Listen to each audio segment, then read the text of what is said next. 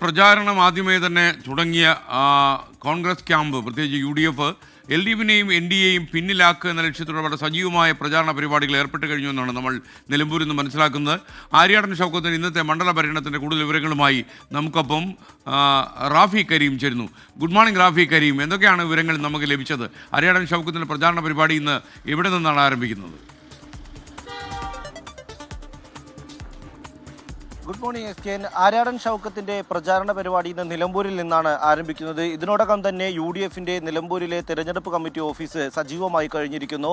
ഇനി മണ്ഡല പര്യടനങ്ങളാണ് ഇന്നു മുതൽ UDF സ്ഥാനാർത്ഥി നടത്തുക. ഇന്ന് നിലമ്പൂരിൽ നിന്ന് ആരംഭിക്കുന്ന മണ്ഡല പര്യടനം എടക്കരയിലും ഒപ്പം തന്നെ പോത്തുകല്ലിലും എല്ലാം പര്യടനം നടത്തും. വലിയ തോതിലുള്ള പ്രവർത്തക സാന്നിധ്യം കൊണ്ടായിരിക്കും ഇന്നത്തെ പര്യടനം എന്നുള്ളതാണ് നമുക്ക് മനസ്സിലാക്കാൻ കഴിയുന്നത്. ഇന്നലത്തോടുകൂടി നിലമ്പൂർ തെരഞ്ഞെടുപ്പിലെ പ്രചാരണത്തിലെ ആദ്യഘട്ടം കോൺഗ്രസ് പൂർത്തിയാക്കിയിരുന്നു. ഇത് ഒരു പരസ്യ പ്രചരണമായിരുന്നില്ല ആദ്യഘട്ടത്തിൽ കോൺഗ്രസ് നടത്താൻ തീരുമാനിച്ചിരുന്നത്. നേതൃയോഗങ്ങളും ഒപ്പം തന്നെ ബൂത്ത് തലങ്ങളിലുള്ള യോഗങ്ങളും നടത്തുക എന്നുള്ളതായിരുന്നു. അതിന് VD സതീശൻ നേരിട്ടായിരുന്നു നേതൃത്വം നൽകിയിരുന്നത്.